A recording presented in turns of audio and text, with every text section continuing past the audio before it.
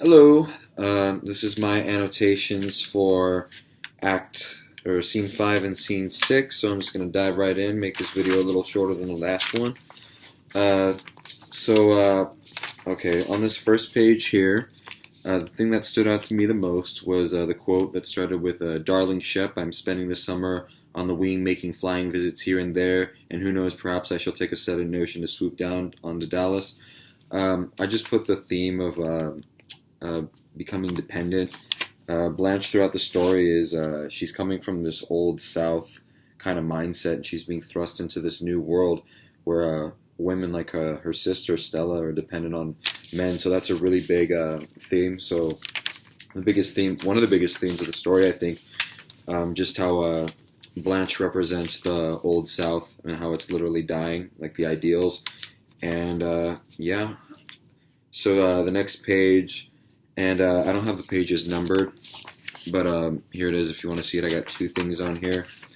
I pretty much right away noticed Eunice saying, "You hit me, I'm going to call the police." It was just a comparison between Eunice and Stella, them both being beaten, and both, like, just pretty much how it's the same as Stella. And at the bottom of the page, this quote made me uncomfortable, just like they laugh slightly, or not a quote, but it's, I guess, the stage directions. They laugh slightly. Stanley comes around the corner in his green and scarlet silk bowling shirt, and they pretty much act like it's not a big deal. Like, it's nonchalantless about it, like it's happened before, and makes me uncomfortable. Just the fact that they're letting that go on. On the next page, let's see. He thinks around the corner a bit timidly, then turns with affected boldness and runs after her. Just another comparison to Stanley, Steve, how he basically chases after her. So their whole situation is pretty much very similar. And then again, I got something, you can count on it up to 500. Just this whole conversation between Stanley and Blanche is so like Stanley is so not aggressive, but he's just being a big jerk to her. And just like the part where he's like, you can count on it up to 500. Like, damn, he's being such a big jerk. And just how men are so, like, a lot of the men or the main men in this story are violent except for, like, Mitch. Okay, next page. Stanley was born just 5 minutes after Christmas. Kind of stood out to me. I was like, what's the significance of that? And he's also a Capricorn. So I guess that means he's stubborn. I mean, I'm a Capricorn, so I related to that a little bit. And I don't know, I just thought he just missed being born on a day of holiness and joy, so maybe, I don't know, he's missing out on the joy in life or something like that. I could be completely misinterpreting it, but I just knew that it had to have some significance. Just more bouts of Stanley being insulting at the bottom of that page. Um, let's see. On the next page after that, let's see. Just we keep getting these arguments between Stanley and Blanche, and like Stanley's just extremely insulting, so that just reveals more stuff about his character, like the part where they're talking about let's see, that basically this guy saw Blanche at the Hotel Flamingo, and it's not exactly the kind of establishment she would want to be seen in, so I guess she's more classy than that. And how Stanley's like, no, you're not. So that was that page. And then here we are on the next page. And this is the page where, let's see, I'm waiting for your four deuces. Hey, don't, I rate one kiss. He goes out and Blanche's rises a chair. She's swaying, looks at her in an expression of panic. Still, have you heard about me? On this page, I put Blanche always cares what people think of her. So there's always like, she's always surrounded by drama. And then we get the theme of lights. It relates to the theme of light in the earlier scene, just how basically she doesn't like to be seen in like the true light, and she always wants to like manipulate the way people see her, and she always wants to know how people see her. She's always caring about her complexion. Here's the next page. I'll just show you a couple of pages out of this. Let's see, the biggest thing I got on this page was, again, the theme of women becoming dependent, and Blanche is getting old. So the quote, I wasn't so good the last 2 years or so after Belle Reve had started to slip through my fingers. So basically, like, she needs a man. She's looking for somebody to be dependent on. And slowly as the story goes on, like, I mean, that's pretty much what like I've read the whole story. Like that's pretty much what like does her in. Like trying like going from this old lifestyle, trying to integrate into the new society, but basically it chews her up and spits her out. Like it's her ultimate downfall, trying to conform like that.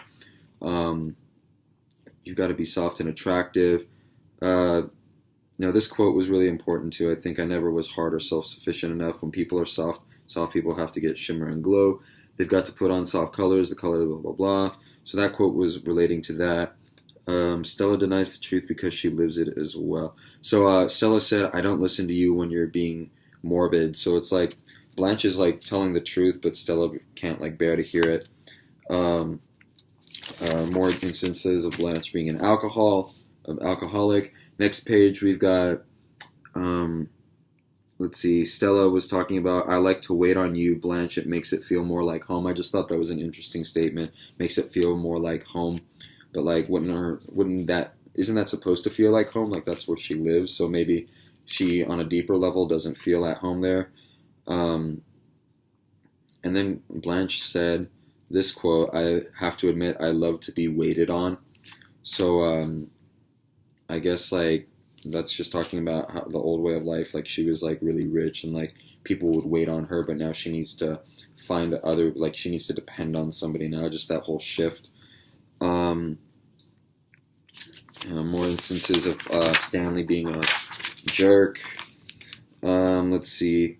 On this page, this is where they were talking about Mitch's. It says Mitch is coming at 7. I guess I'm just feeling nervous about the relations. Um, I put Blanche hides her age to remain attractive. So this whole part about he hasn't gotten a thing about a goodnight kiss. That's all I have to give. I've given him, Stella. I want this respect, and men don't want anything they can get too easy. Blah blah blah. Especially when a girl is over 30. So she knows she's old, and that's why she pretty much hides in the dim shadows of candles. So, and then on the next page, we've got an instance of personification.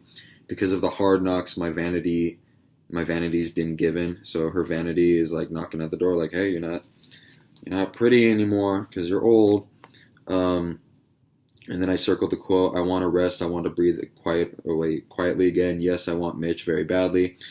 Just think if it happens, I can leave here and not be anyone's problem. So she really wants Mitch. Like she needs somebody to depend on, even if Mitch isn't like the perfect fit. Like and like later on in the story, they talk about how they're both like kind of like, scarred from things going on in their life, and like Blanche obviously has like deeper wounds than him, and it's like she's gonna take anybody pretty much. Like they don't relate that deeply. Let's see, and then I circled the quote down here. Blanche sinks faintly back in the chair with her drink. Eunice shrieks with laughter and runs down the steps. Steve bounds after her with goat-like screeches. So like I just like the images I get from this is like her and her husband Steve are pretty much like back like together, and then she sees the same thing going on with Stella and Stanley, and then there's Blanche, the alcoholic, who's just drinking herself pretty much to death, and like she doesn't have that, and it's just a contrast, like all the couples, and then there's Blanche who's alone, who's trying to find somebody to depend on. Let's see. The next page I didn't really get much. It was talking about the evening star, and the boy who was pretty much delivering it, and I was like, what's the significance of evening star? And I don't know, when I think of an evening star as opposed to a daytime star like the sun, I think of it very dim. It's not as bright as the sun, so maybe that represents Blanche, like, or at least the light that people see her in. Like she would prefer to be seen under a nighttime sky than a daytime sky. So that's what I thought there. Let's see, on this page, let's see. I circled on the next page. She said this quote: "So late, don't you just love these long rainy afternoons in New Orleans when an hour isn't just an hour, but a little piece of eternity dropped into your hands, and who knows what to do with it?" She was saying this to this poor delivery boy who was probably like, "What the heck are you talking about, lady?" But like I just thought that section I put Blanche explains her distorted view of time. She still wants to feel like I think I don't know. I just feel like after she kisses this kid, like she has this distorted view of like of time, and I don't know. She's trying to convince herself that she's young and pretty still. I thought it was this part was really creepy on the next page. You make my mouth water, she said to him. Like it's really creepy. She's an old lady. This is like a young kid. Um, so yeah, I was like, is Blanche a predator? Like she likes kids. And this she used a metaphor, honey lamb. She's like, well, you do, honey lamb, come here. And I was like, ooh. So that's a metaphor, a disgusting metaphor. Without waiting for him to so quickly. Oh yeah, and then just the fact that was a big moment. I think when she kisses the kid, like it was kind of creepy.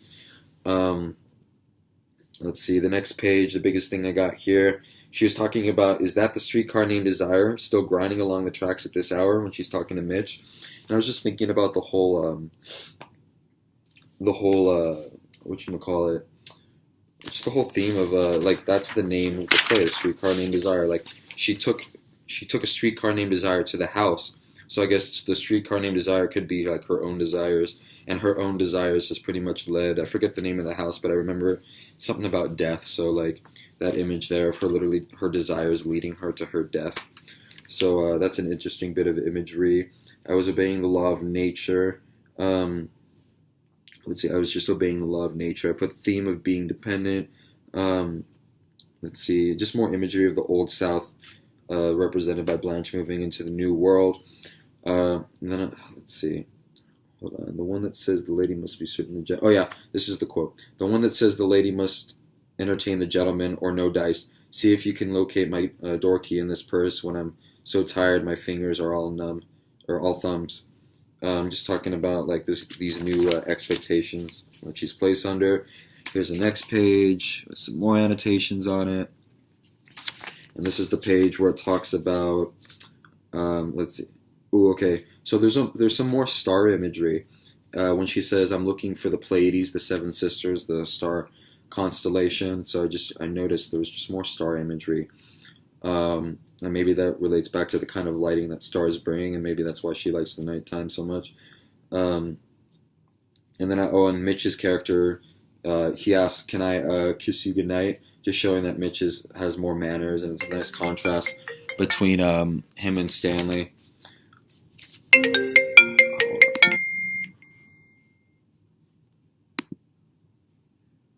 Okay, and let's see. At the bottom of the page, I want to kiss subject to. I like this very much. I couldn't remember the name of this literary device, but when they were talking about it was the other little familiarity that I felt obliged to. It wasn't a hyperbole. It was the opposite of a hyperbole, but I knew it was something like understating something. Um, Girls are usually ditzy. Okay, this next quote. I guess you are used to girls that like to be lost, the kind that get lost immediately on the first date. I guess that was just what Blanche thought men liked, more gender role stuff, like women need to be ditzy and dependent on men, and kind of like stupid, like, if that makes sense. No, honey, the Lord and Lady, blah, blah, blah, more lights. Let's leave the lights off, shall we? More lights off imagery, so basically she doesn't want to be seen in the full light. At the bottom of that page, we have more instances of Blanche being an alcoholic. Okay, page after that, she starts speaking French, and it sounds really, really fancy, and Mitch can't understand a word of it, but it basically means, like, do you want to have sex with me? And she's being very sexual. What was it? Voulez-vous coucher avec moi ce soir? All this, like, this whole thing, and Mitch is like, yeah, that's cool. Mitch isn't sort of okay. Oh yeah, this part when he says, "I am ashamed of the way I perspire. My shirt is sticking to me," like he doesn't want to get undressed, and he's not a very assertive when it comes to sex. He doesn't have like this like traditionally manly characteristic of like, yeah, let's just do it. Like he has all these reservations, and he's not as secure. So that kind of goes against the traditional masculinity. I don't like to wear a wash coat even in the summer because I sweat through it. It just shows how he's nervous and insecure. You are not the dedicated type. You have a massive bone structure and a very... Okay, so that's important. You have a massive bone structure and very imposing physique. So Blanche pretty much sees him as like the best possible version of him, and she pretty much like she sees him in a. It kind of reminded me of The Great Gatsby, but she sees him how he wants to be seen, in hopes, I guess, of him seeing her as she wants to be seen, because she always wants to like manipulate people's views of her. So like by seeing him like that, in turn, he will maybe not question she's an old lady. So next page, this is the part when they're talking, well, you're a tall man and you can carry a good deal of weight without looking awkward. So just more of that. She wants to be seen, like wants to see him in the very best way. And I just thought it was interesting. It was like, I weigh 207 pounds and I'm 6 feet 1.5 inches tall to the bare feet without shoes on, and that is what I weigh stripped. So that was very specific. Like obviously he's very insecure about his weight if he's taking all his clothes off to weigh himself, like getting all those extra pounds off. Let's see, sexual leading to. He comes. Oh yeah, this whole scene when they're about to have sex, like. He comes behind her, puts his hands around her waist, and raises her lightly off the ground. I thought that was very sexual, and it's leading to sex. And then on the page after that, here's where we are. Page after that, Blanche. I put, that won't be necessary. You're a natural gentleman, one of the very few that are left in the world. I don't want you to think that I'm severe and old maid school teacherish or anything like that. So just like I put contrast, Mitch is a gentleman, unlike Stanley, at least in Blanche's eyes. He's very gentlemanly. Let's see, I guess it is just that I have old-fashioned ideals. The fact that she said I have old-fashioned ideals reminded me of the old ideals of the South, which are dying now in this story. Let's see. The next page, we was together in 241st, so they're military men. I got that, Mitch and Stanley. Has he talked to you about me? So there's more gossip that she's looking for that are surrounding her. She wants to know everyone's views of her, just like she doesn't want people to see her in the full light. And on the next page, I got the part where Mitch is saying, "I don't think he understands you." Just more imagery of these two different lifestyles that are clashing. And at the bottom of the page, let's see. You see, there's no privacy. She's talking about the privacy factor in the house. How like she literally has a room right next to Stanley and Stella, and how he gets up in his underwear, and there's just no privacy, and he's pretty much like a pig / like not a gentleman. And Blanche is just saying that she's classy and like she shouldn't have to be seeing things like that. On the next page, this is the part where Blanche says he hates me, or why would he insult me? The first time I laid eyes on him, I thought of myself, that man is my executioner, which is a really powerful metaphor, I guess, for the South being killed. Coming into this new society. Let's see. And then there's just more instances of Blanche not wanting to reveal her actual age. The next page, why did your mother want to know my age? So like basically Mitch is asking her age, but she's like evading the question. That's what I got out of that. She really doesn't want people to know the truth. And then on the next page, we get to the part where it says, I loved someone too, and the person I loved, I lost, Blanche says. And contrast to Mitch, who's going to lose his mom. Blanche lost, like, her whole family, I know, and her estate. Like, she's lost so much, like, pretty much her whole life. And at the bottom here, huge part where it's talking about her lover, who she found out was gay. It was like you suddenly turned on the blinding light. She used that. There was the light motif again. Let's see what else. Let's see. He was gay. Is Mitch? So then I was asking, like, is she just attracted to gay guys? Like, because Mitch is very nice and like she's attracted to him, and he's like kind of not the ideal masculine figure. So it just made me think about that. And then we get a nice little metaphor. He was in the quicksands and clutching at me. Let's see. After would we pretend? Okay, so like she basically walks in on this sex between her husband and an older man who she keeps referring to as a boy, and they pretend. I thought it was weird how they pretty much pretended like nothing else happened, like there was a lot of denial. And then when they were dancing, he went out and shot himself, and he actually shot himself at the edge of a lake. And there's this theme of the story how water is cleansing. Like every time they fight, or every time like When Stanley's fighting with Stella, he has to take a shower pretty much to cleanse himself. So I guess there's some importance there where he was almost going to cleanse himself. Maybe he was at the edge of the lake.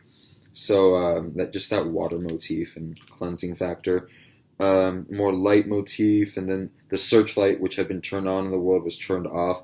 So that was the last time that people like some. I mean, I guess someone knew everything about Blanche, or like I don't know, just that light motif and how she pretty much prefers to be seen in candlelight now. At the bottom of the page, you need somebody, and I need somebody too. Could it be you and me, Blanche? And that was basically I don't know. They're completely two different kinds of pain and loss, and obviously Blanche has had a lot more problems than Mitch. So there you go. That was two scenes. Thank you.